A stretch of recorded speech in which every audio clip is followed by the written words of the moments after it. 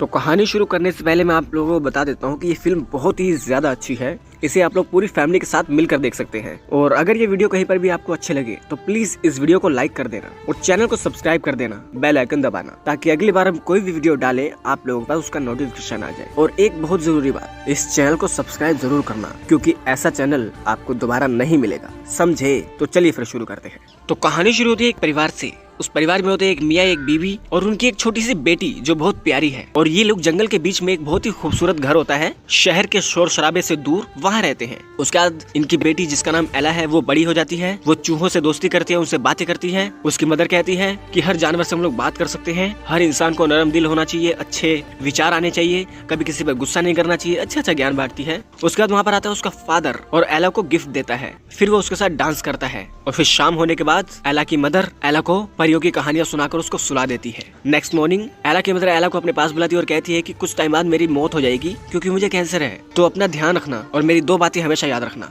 हमेशा नरम दिल रहना और दूसरों पर रहम करना। उसके बाद ये तीनों आपस में गले लगते हैं और यहाँ पर बहुत ही इमोशनल सीन आता है। यहाँ पर सब लोग रोने लगते हैं, मैं भी रोने लगता हूँ। तो 3-4 साल और गुजर जाते हैं। एला थोड़ी और बड़ी हो जाती है और वो नई नई बुक्स पढ़ती है, अपने पिता को सुनाती है। और हमें धीरे धीरे पता चलता है कि इन दोनों के बीच में अभी भी कुछ खालीपन है। तो उसका फादर बोलता है कि मैं शहर में जहाँ जाता हूँ, जहाँ काम करता हूँ, वहाँ पर एक औरत है, उसका पति मर गया है, उसकी 2 लड़कियां हैं। अगर वो हमारे पास यहाँ आ जाए, हम उनको यहाँ पर रख लें, तो तुम्हारी माँ की कमी पूरी हो जाएगी और मेरी भी कुछ मदद हो जाएगी। तो ये दोनों एक दूसरे को समझाते हैं और समझते हैं। उसके बाद एला की सौतेली बहनें आती हैं और वो एला पर कमेंट पास करती हैं कि ये तो कैसी गंदी है, छिपकली जैसी है। फिर एला की सौतेली मदर दिखाई जाती है जो कि शक्ल से ही हरामी लगती है। वो घर में आके कहती है तो इतना छोटा घर है, हम तो इतने बड़े घर में रहते थे। फिर ये लोग पार्टी करते हैं, खाना खाते हैं और चूहे भी पार्टी करते हैं। यहाँ पर एला और उसके फादर एला की मदर को मिस कर रहे हैं। और यही चीजें एला की नई मदर नोटिस कर रहे हैं कि ये लोग मुझे इतना प्यार नहीं करते जितना मेरी इस माँ को करती है ये लड़की, और ये इनसे चिढ़ती है। फिर फादर बोलता है कि मुझे शहर में काम के लिए जाना होगा, तुम्हारे लिए क्या लाऊं? तो एला बोलती है जब आप यहाँ से जाएंगे तो कोई भी टहनी जो आपके कंधे को छुए उसको तोड़ के अपने साथ ले जाना, और जब भी काम करोगे उसे अपने पास रखना। उससे आपको याद रहेगा कि कोई घर पर आपका इंतजार कर रहा है, उससे आप जल्दी आओगे।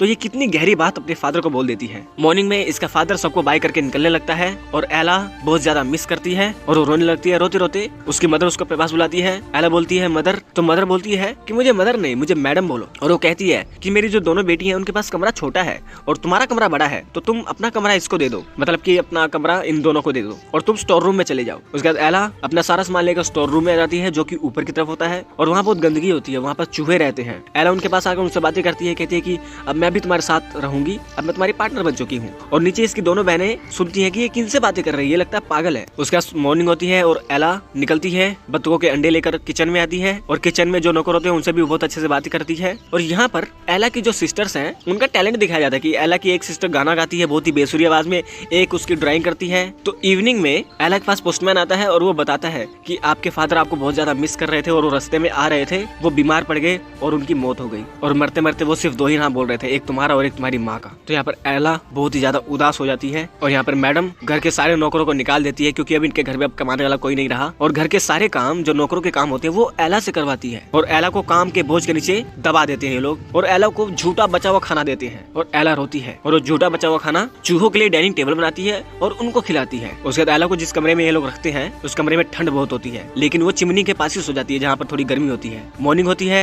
वो सबके लिए खाना बनाती है और उसके चेहरे पे धूल लग जाती है। तो इसकी सिस्टर्स इसका नाम सिंड्रेला रख देती है और सिंड्रेला कहती है कि मुझे आपके साथ बैठकर खाना खाना है, लेकिन मैडम कहती है कि तुम नौकर हो, अपनी औकात मत भूलो, और उसकी बेइज्जती करके उसको भगा देती है। और यहाँ पर एला फिर से बहुत ज्यादा रोती है और अपनी मदर को, अपने फादर को याद करती है। उसका वो घोड़े पर बैठती है और निकल पड़ती है जंगल में घूमने के लिए। और तभी वो अपने सामने देखती है एक बड़ा सा जानवर जिसका कोई शिकार कर रहा है। तो वो उसको समझाती है कि तुम भाग जाओ, तुम्हें कुछ शिकारी ढूंढ रहे हैं। उसका वो भाग जाता है, उसका शिकारी लोग आ जाते हैं, वो उस जानवर के पीछे भागते हैं और तभी एला भागती है और एला के पीछे भागता भागता ये बंदा जिसका नाम किट है वो आ जाता है और वो एला को बोलता है कि तुम ठीक हो? तो एला बोलती है हाँ मैं तो ठीक हूँ, लेकिन तुम ठीक हो कि नहीं? तुमने बताओ एक बेजुबान जानवर की जान लेने की कोशिश कैसे की? वो इतना प्यारा है। तो ये कहता है ठीक है मैं उसकी जान नहीं लूंगा। उसके ये दोनों आपस में बहुत ज्यादा अच्छी अच्छी बातें करते हैं और यहाँ पर एला अपनी मदर के वही 2 शब्द बोलती है, हमेशा दूसरों पर रहम करो और रहम दिल रहो। और तभी किट के सेनापति वहाँ पर आ जाते हैं और हमें पता चलता है कि राजकुमार है और वो उनको एकदम से मना लेता है कि मैं किट हूँ, यानी कि वो एला के सामने ये प्रस्तुत नहीं होने देता कि ये राजकुमार है और वो एला से दोस्ती करता है। उसके बाद प्रिंस आ जाता है अपने राज्य में, अपने फादर को बोलता है कि मैं एक लड़की से मिला और मुझे उसी से शादी करनी है, वो बहुत प्यारी है, बहुत अच्छी है। लेकिन इसका फादर कहता है कि बेटा अब तो मैं मरने वाला हूँ और तुम्हें शादी तो करनी ही है, लेकिन उस लड़की से नहीं करनी है, उस लड़की से शादी करनी है जिसके पास बहुत बड़ी रियासत हो, जिससे हम लोग ताकतवर हो जाएं। तो राजकुमार को लाया जाता है एक पेंटर के पास, जहाँ से ये लोग उसकी पेंटिंग बना के बड़े बड़े देशों में भेजेंगे, ताकि वहाँ से जो कुंवारी राजकुमारियां हैं वो इसके फोटो को देखकर पसंद करें और यहाँ पर आए इससे विवाह करने के लिए। और तभी राजकुमार बोलते हैं कि मैं ऐसा है ना, मैं शादी उसी से करूंगा जिसको मैं पसंद करूंगा। तो आप अगर न्योता भेज रहे हैं अलग अलग देशों में, तो आप हमारे गाँव में भी न्योता भेजें। ऐसा नहीं कि मैं सिर्फ राजकुमारी से शादी करूंगा, मैं उस लड़की से शादी करूंगा जिसमें मेरा दिल आएगा, और चाहे वो राजकुमारी हो, चाहे कुछ भी हो, चाहे वो नॉर्मल लड़की हो। तो न्योता सभी को मिलना चाहिए, कुंवारी लड़कियों को। उसके बाद एला आती है गाँव में, दूसरी तरफ अपने नौकरों से मिलती है, नौकरों से बातें करती है। नौकर कहते हैं कि वहाँ पर आपके साथ वो लोग इतना बुरा कर रहे हैं, आप हमारे साथ आके रह लो। और तभी वहाँ पर राजकुमार के लोग आ जाते हैं और वहाँ अनाउंस करते हैं कि हमारे राजकुमार की शादी होने वाली है, और गांव के सभी जो कुंवारी लड़कियां हैं उनको इनविटेशन है, उनके राज्य में उनकी पार्टी में आए, और आपका मन है और वो आपको पसंद करे तो आप उनसे शादी कर सकती हैं। तो ये खबर आके सिंड्रेला अपने घर में सबको बताती है, और सिंड्रेला की मदर जो मैडम है, मैडम अपने दोनों लड़कियों को कहती है कि तुम दोनों राजकुमार को अपने प्यार के जाल में फंसा लेना और उसकी सारी प्रॉपर्टी को हम लोग हड़प जाएंगे। और वो सिंड्रेला को कहती है कि जाओ इनके लिए शहर में जाओ और ड्रेसेस तैयार करवाओ। और यहाँ पर अलग अलग राज्य से राजकुमार के राज्य में आने की तैयारी कर रहे हैं लोग, और इधर सिंड्रेला की सिस्टर्स तैयार हो रही हैं अपनी एक दूसरे को कंपटीशन देते हुए। उसका सिंड्रेला भी अपनी ड्रेस तैयार करती है, वो अपनी मदर की जो ड्रेस होती है उसको सिल रही होती है जो फटी होती है। और तभी हमें दूसरी तरफ दिखाया जाता है कि एक कोई जादूगर है, वो कोने में बैठा हुआ है, और यहाँ पर उसकी दोनों बेटियां तैयार हो जाती हैं मैडम की, और मैडम भी खूब तैयार हो जाती है। और ये लोग देखते हैं सिंड्रेला भी नीचे उतर रही है और वो भी जाना चाहती है, और वो कहती है कि ये मेरे मदर की ड्रेस है और मैंने इसमें से आपके पैसे बिल्कुल नहीं लिए, ये मैंने खुद तैयार किया है। तो मैडम इसकी ड्रेस फाड़ देती है और कहती है कि अगर तुम्हें हम अपने साथ ले जाएंगे तो हमारा नाम खराब होगा। वो लोग कहेंगे तुम अपनी नौकर को अपने साथ क्यों ले आए हो। वो उसकी बहुत बेइज्जती करते हैं। उसका सिंड्रेला अपने गार्डन में आके बहुत ज्यादा रोती है और फिर से अपनी मदर को, अपने फादर को याद करती है। और तभी वहाँ पर एक बुढ़िया आती है भिखारी बनकर। वो बोलती है कि बेटी क्या तुम मुझे दूध दोगी थोड़ा सा पीने के लिए। तो कहती है हाँ देती हूँ। फिर ये कहती है कि तुम रो क्यों रही थी। तो एला बोलती है कुछ नहीं। और तब ये भिखारी बोलती है कुछ नहीं, कुछ नहीं। दूध की कटोरी क्या है, कुछ नहीं। सब कुछ है सिर्फ रहम दिल जो सिर्फ तुम हो। उसके बाद वो देखते ही देखते फेरी गॉड मदर में बदल जाती है और वो सिंड्रेला को कहती है कि मैं तुम्हारी फेरी गॉड मदर हूँ और राजकुमार के स्वयंवर में तुम्हें भी जाना चाहिए। और वो उसके लिए कद्दू तोड़ती है और कद्दू में जादू करती है बग्गी बनाने के लिए, और कद्दू बहुत बड़ा हो जाता है। और वो जिस नर्सरी में होता है उस नर्सरी का मटेरियल कद्दू में मिक्स होके एक बहुत अच्छी बग्गी बन जाती है। उसके बाद ये फेरी गॉड मदर सिंड्रेला के चूहों को घोड़ा बना देती है जो बहुत प्यारे लगते हैं, और वहाँ 2 छिपकलियां होती है, उन छिपकलियों को दरबान बना देती है। फिर उसके बत्तख को बग्गी चलाने वाला बना देती है, और सारी तैयारी करके वो कहती है कि तुम्हारी ड्रेस में कुछ चेंजेस करने पड़ेंगे, तो मैं तुम्हें नई ड्रेस देती हूँ। लेकिन सिंड्रेला कहती है कि नहीं, ये मेरी मदर की ड्रेस है और मैं चाहती हूँ कि आप इसको ही ठीक कर दो ताकि मुझे लगे कि मेरी माँ मेरे साथ है। उसके बाद वो इसकी ड्रेस को नीला कर देती है और बहुत ही प्यारा बना देती है, और सिंड्रेला परियों की रानी, ख्यालों की मलिका लगती है। उसके बाद फेरी गॉड मदर देखती है कि इसके जूते तो पुराने हैं, तो वो सिंड्रेला को कांच के सैंडल्स देती है और उसको बोलती है कि अब मैं तुम्हारे ऊपर ऐसा जादू कर रही हूँ कि तुम्हारी जो मदर है और तुम्हारी बहनें हैं वो तुम्हें नहीं पहचान पाएंगी, बाकी सब पहचान लेंगे। और वो उसको एक इंपॉर्टेंट बात बोलती है कि ये जादू सिर्फ और सिर्फ आधी रात तक चलेगा। आधी रात के बाद जो भी चीजें ये नकली मैंने बनाया कि तुमको दी है, जादू से जो चीजें बनाकर तुमको दी हैं, वो अपने आप अपने असली रूप में आ जाएंगी, तो टाइम का ध्यान रखना। उसके बाद वो इनको भेज देती है, रवाना कर देती है, और सिंड्रेला यहाँ से निकल पड़ती है राजकुमार के राज्य में आने के लिए। और हमें राज्य दिखाया जाता है जो कि बहुत ज्यादा बड़ा है, मतलब राजकुमार की रियासत दिखाई जाती है जो बहुत बड़ी है। और वहाँ पर बहुत से लोग आते हैं, ईरान की राजकुमारी आती है और वहीं पर आती है मैडम, और मैडम कहती है कि मेरी दोनों लड़कियों के नाम भी लो। और वहाँ पर सबकी अनाउंसमेंट करके पार्टी की तैयारी चल रही होती है, और इधर सिंड्रेला भी इनके द्वार तक आ चुकी होती है। और यहाँ पर राजकुमार को ये ईरान की राजकुमारी पटाने की कोशिश कर रही है। उसका सिंड्रेला आने लगती है और वो कहती है कि मुझे बहुत ही डर लग रहा है क्योंकि मैं कोई राजकुमारी नहीं हूँ। उसका सिंड्रेला बहुत ही खूबसूरत महल के अंदर घुसकर ऊपर बालकनी से सबको देखती है और वो बहुत खूबसूरत लगती है, और उसको राजकुमार किट देख लेते हैं और वो ईरान की राजकुमारी को छोड़कर सिंड्रेला को देखने लगते हैं और सिंड्रेला के पास आ जाते हैं और उसकी बहुत ज्यादा तारीफ करते हैं। उसके बाद वो उससे डांस के लिए पूछते हैं और सिंड्रेला कहती है क्यों नहीं। उसके बाद ये दोनों बहुत ही खूबसूरत, बहुत ही अच्छा डांस करते हैं, और यहाँ पर जो भी आया होता है सब लोग इन दोनों का डांस देखते हैं। उसका सिंड्रेला यहाँ से निकलकर दूसरी तरफ आती है और उसे पता चल जाता है कि ये किट कोई नौकर नहीं है, ये राजकुमार है। और वो वहाँ पे अपने फादर की अच्छी अच्छी चीजें दिखाता है, अपने राज्य की चीजें दिखाता है, और यहाँ पर हर तरफ खलबली मची होती है कि ये लड़की है कौन, इसका इन्विटेशन में कोई नाम नहीं है। उसका राजकुमार सिंड्रेला को अपने बगीचे में लेके आते हैं, अपने गार्डन में लेके आते हैं और उसको झूले पे बैठाकर उसकी बहुत तारीफ करते हैं, और इन दोनों में बहुत अच्छी अच्छी बातें होती हैं। और राजकुमार देखते हैं कि इसकी सैंडल तो कांच की है और वो बहुत प्यारी है, और वो उनके पैरों में वो सैंडल पहना देते हैं। उसका सिंड्रेला देखती है कि मेरा टाइम होने वाला है और वो राजकुमार को बोलती है राजकुमार मुझे अभी जाना होगा, और मैं क्यों जा रही हूँ ये मैं तुम्हें तुम्हें अभी बता नहीं सकती और मैं तुम्हें अपना नाम भी नहीं बता सकती। उसके बाद यहाँ से भागने लगती है क्योंकि आधी रात होने वाली है और वो पार्टी के बीच में भागती भागती किट के फादर जो राजा हैं उनसे टकराती है और उनको बोलती है कि आपका बेटा बहुत अच्छा है और वो आपसे बहुत प्यार करता है और वो बहुत ही समझदार राजा बनेगा। ये बात बोल के वो राज्य से निकलने लगती है। निकलते निकलते उसकी सैंडल उसके पैरों से निकल जाती है और पीछे राजकुमार किट होते हैं, तो वो अपनी सैंडल वापस लेने नहीं जाती। वो आकर अपनी बग्घी में बैठती है और बग्घी इनकी चालू हो जाती है और राजकुमार किट उस सैंडल को उठाते हैं और उसके दोनों सेनापति आते हैं। वो कहते हैं ये कौन है, तो राजकुमार कहते हैं कि उनका पता लगाओ कौन थी वो। उसके बाद पूरी सेना निकल पड़ती है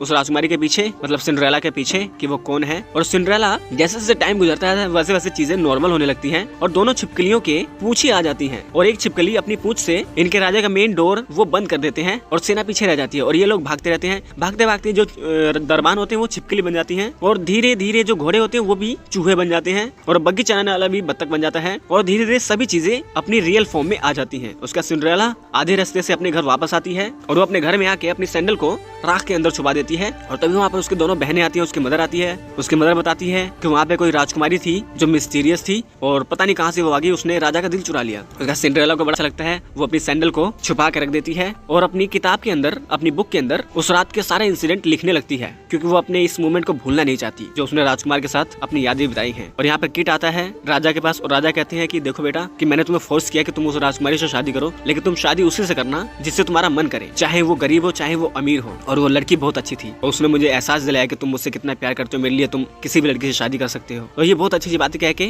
इस राज्य को और अपने बेटे को अलविदा कह के यहाँ के राजा चले जाते हैं। उसके बाद राजकुमार किट अपने राजदूतों को भेजते हैं पूरे गाँव में अनाउंस करने के लिए कि राजकुमार विवाह करना चाहते हैं और वो लड़की जो पार्टी में आई थी अगर वो इस संदेश को सुन रही है तो राजकुमार से अगर वो शादी करना चाहती है तो आकर उनके राज्य में उनसे शादी कर ले। तो सिंड्रेला आती है अपने घर में अपने रूम में और वो देखती है कि इसकी सैंडल तो चोरी हो चुकी है और वहीं पर होती है मदर और मदर कहती है कि अच्छा वो तुम हो मिस्टीरियस राजकुमारी, अगर उस राजकुमार को पता चला कि तुम एक घर की नौकरानी हो तो क्या वो तुमसे शादी करेगा। तो सिंड्रेला कहती है कि मैं उससे प्यार करती हूँ, वो भी मुझसे प्यार करते हैं, लेकिन ये मैडम कहती है कि ऐसा ना एक डील करते हैं, तुम उससे शादी कर लो और तुम राजकुमारी बन जाओ और मुझे हमेशा अपने पीछे रखना, यानी कि राजकुमार को मैं अपने काबू में रखूंगी, कोई भी फैसला लेने के लिए वो मेरे से पूछे। बेसिकली यही राज करना चाहती है राजकुमार के जरिए। और सिंड्रेला को ये बात अच्छी नहीं लगती, वो कहती है कि नहीं, मुझे, मैं राजकुमार से प्यार करती हूँ, उसकी दौलत से नहीं। तो यही ऑफर लेके वो आती है राजकुमार के सैनिक के पास और उसको बोलती है कि ऐसा है ना, आपका जो राजकुमार है वो मेरी नौकरानी से प्यार करते हैं, अगर नौकरानी से शादी हुई तो इस राज्य की बहुत बेइज्जती होगी और आप शादी करवाना चाहते हैं उसकी ईरान की रानी से जो कि आपको बहुत सारी दौलत देगी, तो उसमें से कुछ दौलत मुझे चाहिए। तो ये राजी हो जाता है। उसका सेनापति आते हैं राजकुमार के पास और राजकुमार को बोलता है वो सैंडल देकर कि वो जो जिसके तुम तलाश कर रहे हो उसने अपना जूता,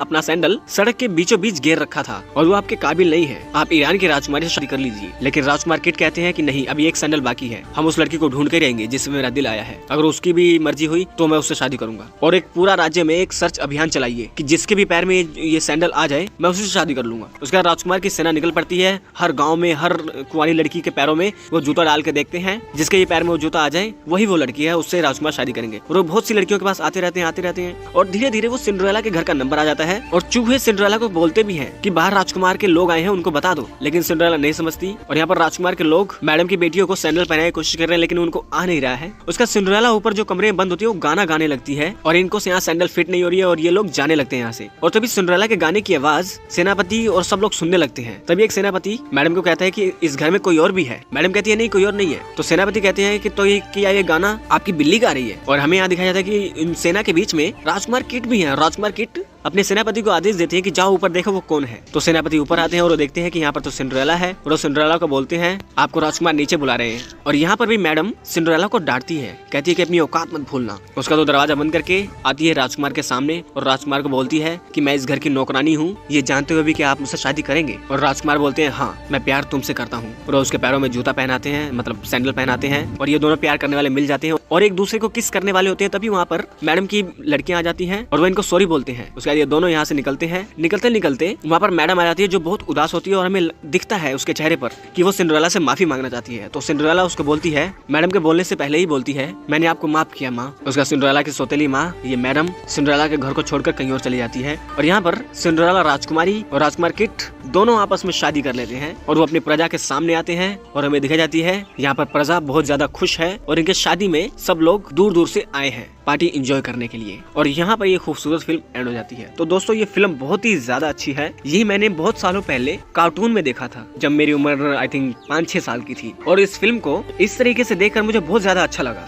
अगर आपको भी ये फिल्म अच्छी लगी तो प्लीज इस वीडियो को लाइक कर दें, चैनल को सब्सक्राइब कर दें, बेल आइकन दबा दें, ताकि अगली बार हम कोई वीडियो डालें आप लोगों के पास उसका नोटिफिकेशन आ जाए। तो मिलते हैं आपके साथ अगली वीडियो में, तब तक के लिए नमस्कार।